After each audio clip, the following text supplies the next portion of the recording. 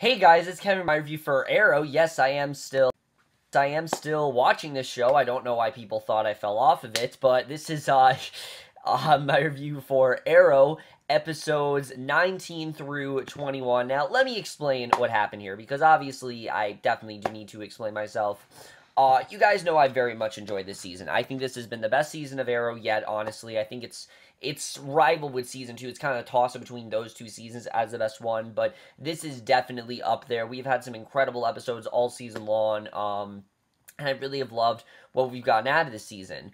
And I planned on watching, these episodes. I really did. But as you guys know, when I went to that Virginia trip, I got behind on a shit ton of shows. One of them was Arrow, and I was planning on watching and reviewing both episodes to you, but for some reason there was other shows that got in the way, and I was lazy, and I was tired, and I just didn't have time to do that. I wasn't feeling well. Just various things eventually did add up, and I just didn't get a chance to review Arrow till now, but at least I am going to catch up on it now. And let me just say that, like the rest of the season, all of these episodes are really good. They all range from good to great, and I will definitely say that these are some of the weaker ones. There's one here that really does reign superior over the others, and I'll talk about why. But a lot of these episodes are the weaker ones. And I think that's mainly because of the fact that this season is 23 episodes long. There's going to be some episodes in there that aren't great, but they're still good. Like, they're not bad episodes by any means. The first episode, by far, I think is the weakest. Dangerous Liaisons, is an episode that was necessary. I do think we needed this episode, but it does suffer because, one, Chase is gone. There's no Chase in this episode, and Josh Segarra has become such a great part of this season. What he's done with that character and been able to do, just so menacing, so powerful, so unstoppable. He's taken a character that we just didn't care about at all and turned into something so much more interesting and just so much more diabolical than we thought he really was, and despicable. But at the same time, you can understand why he has this vengeance for Oliver and why he wants to go after him. So the fact that he was in this episode already was a loss. The bigger part of this episode is that this is probably going to be a very polarizing episode. In fact, the next two episodes I'm going to talk about are probably very polarizing. Why? Because it focuses on everyone's favorite character, Felicity. Now, let me just say, I'm not a Felicity hater. I'm really not. I am, in fact, a Felicity hater when she complains too much and she whines a lot. However, this season, I think they really have improved that. By not having Oliver and Felicity together, it's given them a different kind of dynamic. She's been kind of more of like his mentor, someone who he goes to when he's in a rut, and she sees the good in Oliver, and I think those two just function better as friends. When they're in a relationship, things are just a little bit more too complicated, but I really do like this episode centers on, because as we know, Felicity has joined Helix, obviously, this hacking agency, and because of what Chase has done, she knows what this is doing to Oliver. She can tell this is really hurting him and everything that's going on, everything. So she feels that she needs to go after Chase and that her and Helix should get involved, but Oliver isn't really willing to take that risk, and you can understand why, because he's done things like this before, where he's won certain teams to get involved, and then they get killed, and he knows that Chase will go after anyone that he cares about. So if he knows that Felicity is coming after him, he'll just kill her. I mean, Chase has no problem doing that. He will do whatever he can to, break Oliver as much as he possibly can. So if Felicity, to him, is as expendable as any of these other characters, I mean, she is as expendable as Billy even, really. I mean, he just doesn't care. He'll kill her if he has to. And I know many fans would be okay with that. I really enjoy Felicity. I think she's a very fun character, and when she's not whining all the time and she's not complaining to Oliver, I think she's actually really fun. And I think I think the actress who plays her, I can't think of her name now, Emily Britt Richards, I think her name is.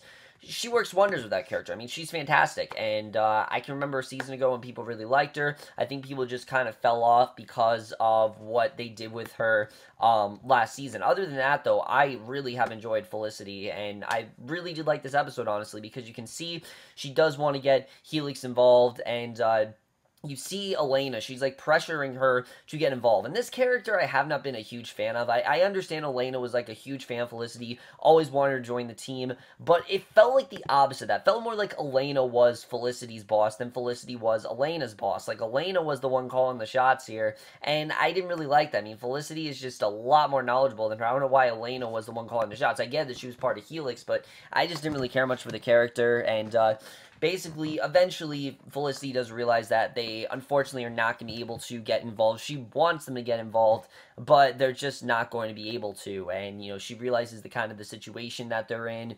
And, you know, basically, she tells him that, you know, she steps in the way, she activates the security grid, separating them, and she tells him that Curtis will let him out and sets down the tablet and everything. And Oliver tells her not to count, and Felicity actually does walk away. And when she returns to Helix, though, she sees that it's abandoned. And in the end, she did kind of have Helix help, but it actually does bite her in the ass in the end, because it turns out that Felicity's connection to Team Arrow is just a liability, and they don't feel they can risk it, because they know how dangerous Team Arrow is right now, and how much is weighing on them. I mean, obviously, they don't want, you know, her to be the end of Helix, and it kind of seems like that's what's going to happen. So, unfortunately, Felicity does have to leave Helix, but I thought it was well done. I thought this was a good arc for her character. I wish it lasted a bit longer, and I do wish we got a little bit more with her in Helix, but I thought this was overall a satisfying arc for Felicity. I like what they did with this overall, and I thought this was definitely a good direction for her character to go in. Now, aside from that, this episode doesn't have a lot to it. I really did like what they do with Renee here, because you see Curtis and Renee, and something I think has been great is that recently, both Renee and Dinah have been promoted to series regulars, which I am immensely happy about. I have loved these actors. I've gone from thinking they're just okay to really enjoying them, especially the one who plays Renee. I think he's a fantastic actor, and I really like what they did with him here, because as we know from that flashback in the Gun episode that a lot of people didn't like, I thought it was okay, but a lot of people didn't like it, Renee did have a daughter, Zoe, and he hasn't seen her. She's like with social workers and things like that. Turns out that he was actually drunk a lot, and he had soup, and she ended up burning her hand on it, and ever since then, he hasn't really contacted her. And Curtis is really hoping to change that, because he knows, obviously, that Renee does love Zoe, and she ends up hugging her father, and it's a really nice moment where Renee explains that, you know, Lance is his friend, and she thanks Lance for arranging the visit, and Zoe asks if they can go home now. Renee says that, unfortunately, they just can't. He reminds her that she got hurt the last time she was with him, and Zoe insists it was just an accident. You know, she's willing to forgive him, and the social worker doesn't know when she can really go home, and unfortunately, Renee's still in a custody battle, but he does get to interact with his daughter, and I thought it was a really nice moment. You know, we haven't gotten a lot with Renee besides him working with Lance. I think he's been a great character. I like we've gotten him. He's a lot of fun to watch, and he's gone from me really disliking him and not liking how much he's done against Oliver to being extremely loyal and also being a really interesting character. So I like where we're headed with Renee. I hope we get more into this next season or even the finale, but I thought this was a really solid arc for him. What I wasn't a fan of this episode was the whole drama with Lila and Diggle. This was just unnecessary in my opinion. I don't know why this is really going on. You know, Lila's calling a lot of the shots. Diggle feels that she's being a little bit overbearing, and he's worried she's going to turn out like Waller, and this doesn't really make that much of an impact, because they literally resolve it in the next episode, and they're just like, oh, it's all good. Other than that, though, I thought this was a solid episode overall. Nothing amazing, but the way this episode ends was great, basically, because Felicity does return to the bunker. Oliver tells us that no one from Argus was actually seriously injured, and Felicity explains that Helix actually froze her out, and it's over, and she figures that Oliver doesn't trust her, but right before that can happen, the tracker actually picks up Chase's location, shows he's in the bunker, we end with the console exploding, and then we get to the next episode. And the next episode we have to talk about here, Underneath, I think is the strongest of the three. And I know a lot of people will disagree with me on that because, oh, it's an Elicity episode. I don't care, honestly. I've said it before. Elicity was never the problem. It was the way the writers went about that story. It just felt incomplete, with her just walking off and them just ending things. Well, this episode finally actually tied up a few loose ends, which was not, it doesn't exactly make up for what they did, but it does show that the writers understand that, yeah, there were a lot of things that didn't go the way they wanted to. And this episode really does focus on Oliver and Felicity's relationship, which I thought was actually well done, because most of this episode they are confided in this bunker. It is basically a bottle episode, but it's also not, because you do have Diggle and Renee and all of them trying to save them and things like that. But most of this episode is focused on Oliver and Felicity as a couple. We see flashbacks in this episode to 11 months ago, which I forgot to say, there was not flashbacks in the last episode, which definitely was a sacrifice, since the flashbacks have been pretty great all season. But we see Felicity 11 months ago when her and Oliver broke up, and they had a quick spark, like, 11 months ago. They had this, like, little sex scene, things like that. I thought it was really unnecessary. I don't really know what these flashbacks exactly were trying to show. You know, you can understand the whole thing with William and things like that, because Felicity says it doesn't change things between them. Even if there was no William, they wouldn't be together, because Oliver doesn't trust her or anyone. And that's really what we get into in this episode, is the real reason why Oliver and Felicity can't be together. Because while he wasn't really trusting Felicity, Felicity was not upset about the fact that he withheld the secret from her. She was upset about the fact that he didn't trust her. I mean, this was his girlfriend, someone that he should put his utmost trust in, and he didn't, and that's what she was so upset about. And I was happy that we finally got that answer. After so many episodes, we finally understand, okay, this is why Felicity was so angry at Oliver. And when you really think about it, yeah, I mean, they both really weren't trustworthy of each other. She wasn't trustworthy of the fact that he would come clean and things like that, and he wasn't trustworthy the fact that he would tell her, and she wasn't trustworthy that he would that she would confide in him and things like that. She just wasn't trustworthy of him, and it had nothing to do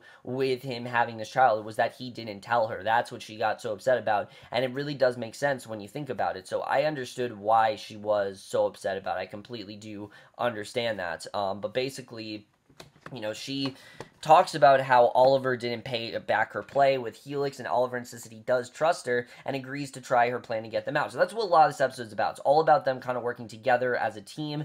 And what we eventually get down to in this episode is that these two work well, but as friends, and they work together as teammates. They don't really work together as a couple, and I think that's something that this episode really does get into quite well, and I did like the way this episode did get into that. Again, it was rationalizing a lot of what happened in Season 4, and it had a lot to make up for because of that, but I think they did a pretty good job with it. They showed why these two can't be together, and I think it really does show that they're not going to be together. A lot of people said, oh, Felicity's getting back together.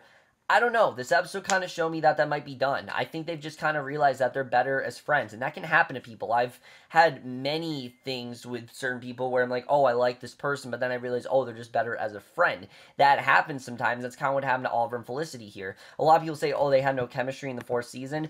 I don't know if that was necessarily intentional, but it seems that the writers are hanging the direction that the reason is because they just work better as friends than they do as lovers, and I think there was something that was elevated very well here. And the way this episode ends is extremely well done, because we see Felicity, she's talking to Oliver, Chase, we don't actually see Chase in this episode until the very end, but what we get is very satisfying as she goes to, basically she thinks about Chase and everything, and tells Oliver that he should figure out what kind of person he really is, and it turns out that the one person that Chase didn't get to is, in fact, William. He is going after William, obviously, because he's going to lure Oliver to him, and that is the way this episode ends. Like I said, I think this was the strongest episode of the 3. I really did enjoy what we got here, and now let's move on to the last episode to talk about.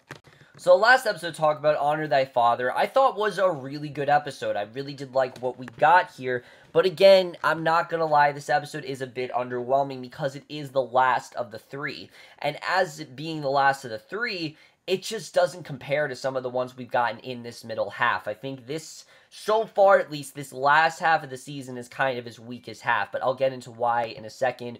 Most of this episode focuses on, first we see Oliver, he gets this mysterious package from Simon Morrison, who of course is Chase's actual identity, and Oliver obviously wants to check it out. He doesn't know what it is and everything, and what this whole package deal is, and when they get there, Oliver actually ignores the officer's warning. He opens up the crate, and inside is a skeleton in concrete, which is just really fucking disturbing, but Dinah actually runs the dental records and confirms that he was actually Henry Goodwin, who was this councilman in the Glades back in 2002, and Oliver has no idea who this man could possibly be. Turns out Goodwin actually went missing in 2002, and he was declared dead in 2003, and Oliver and Lance tell Diane to see if she can find a connection to Chase's father, because obviously this has to be connected to that somehow, right? I mean, it has to be. So basically, Oliver tells the team what went down. Diggle warns that they've actually already spread thin, keeping an eye on the released felons and everything, so obviously they know that this has to do with Chase's father, and Felicity pinpoints most dangerous the felons being Derek Sampson, and once they're alone, Oliver has Felicity out going with William, and we don't really focus a lot on William in this episode. I think they kind of missed the mark by doing that. I thought we were going to get more with William, and we do, but it's more about how Oliver is as a father, and how Robert Queen has made a lot of decisions that Thea and him obviously are not really happy about. It turns out Robert Queen was in a lot of shady stuff, and obviously Oliver has been doing a lot of this stuff for his father, and he's kind of realizing that a lot of what he's been doing for his father hasn't really been earned very well, and Oliver tells Thea that he's going to destroy the flash drive that's seeing the contents and things like that, because he just doesn't want to see this stuff. I mean, obviously, again, he, obviously it proves what kind of man Robert truly was. He doesn't want to see this stuff because he's been doing all this stuff for his father. Remember, this all goes back to the list. I mean, back in the first half of the season, we knew that there was this list that Prometheus was connected to. So this kind of does go back, but again, I think they just kind of missed the mark a little bit with focusing too much on Robert Queen, which the flashbacks did a pretty good job with too, because in the flashbacks, we see Oliver and Anatoly. They are on the way to Lian at this point, and Oliver's Anatoly watch a video of his father, so we'll understand why he has to go back there. And Oliver, he lands the plane and everything, and Anatoly, he shows him why he's doing what he's doing. He takes him to Robert's current and says he has to go back to what was then Starling City to fulfill his father's wish, and Anatoly warns Oliver that he's very naive and says the people chose him to pay for his sins, and we know that's what happened to him now in the present, that Anatoly hasn't been able to fulfill those duties, and he hasn't been able to go on without Oliver, and this is kind of showing how that did kind of break apart there. So I thought that was definitely well done. But we see in the very end, Dolph Lundgren is returning because he sees Constantine approach him with two men. Constantine actually punches Oliver unconscious, and I love the way that scene was done with Kovar. So we are getting Kovar back in the next episode, and I can't wait to see how that goes down. I've loved what Dolph Lundgren has done this season, and I think we're going to get some really good stuff in these last two episodes. But in the end of it all, basically, Oliver and Thea decide they're not really going to let this get to them. Obviously, they care about their father, but they want to make sure they don't turn out like their father. Now, Thea is kind of worried because she has the darkness inside her, but Oliver ensuring her that that's not going to happen. You're not going to turn out like our father, and I thought that was definitely well done. And in the end, they do actually get Prometheus in this episode, but not in the way you think they're going to, because they do catch Prometheus, but they obviously don't kill him.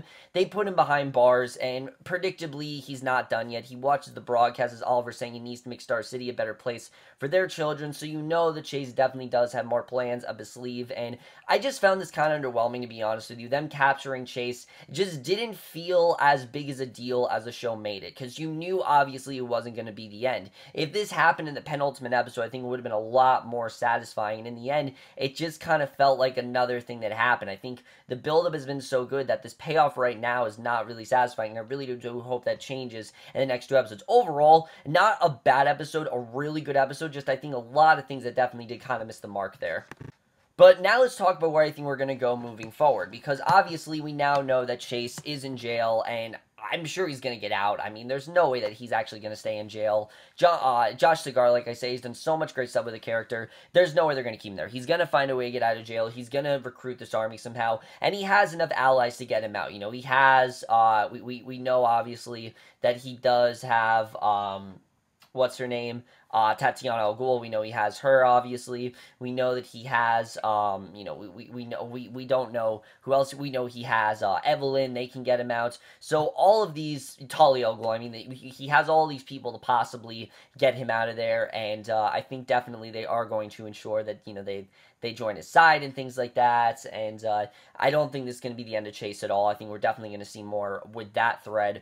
The big question is, what is Oliver really going to do? What is Chase's next step really going to be? What is he going to do to Oliver physically? And is Oliver really going to be able to take him down? Now, I'm sure they're going to beat Prometheus. I think definitely they're going to beat him. But I don't know if it's really going to go the way Oliver thinks. I think this isn't going to go as clean as he thinks it's really going to go. I think we're really going to have to see what Chase really does up his sleeve, because I think Chase, he's a really clever guy, and something I love about Prometheus all season is just how unbeatable he really is. Unlike Savitar, who on The Flash is just really confusing, Prometheus, it's understandable because he has literally been researching Oliver for his entire life, and he's gone to every single little detail about what Oliver's done, and everywhere Oliver's been, and all the people that he's met, and it's really crazy. But when you're on the search for someone, you do go to desperate measures. I mean, remember, Oliver killed his father in cold blood, and he obviously is not forgiving him for that. That's not something you just forgive someone for.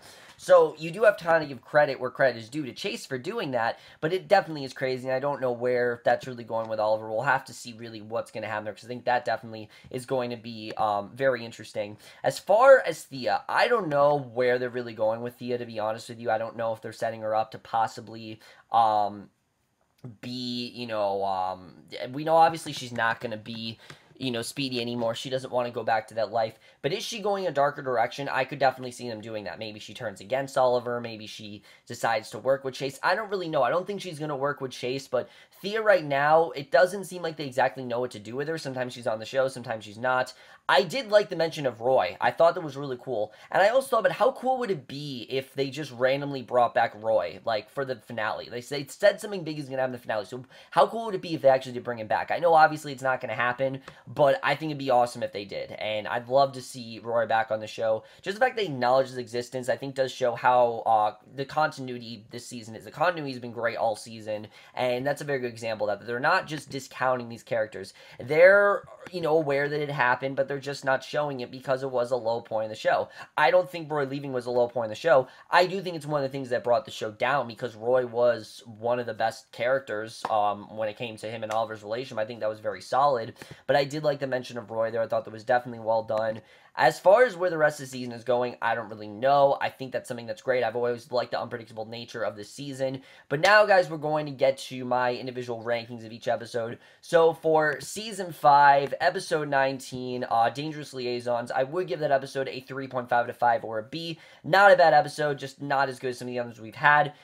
For Season 5, Episode 20, Underneath, I would give that episode a 4.5 out of 5 or an A-. Definitely the best of the three. And for the latest episode, well, not the latest episode, because we had the episode this week, but the last episode, Honor Thy Fathers, Season 5, Episode 21, Honor Thy Fathers, I would give that episode a 4 out of 5 or a B+.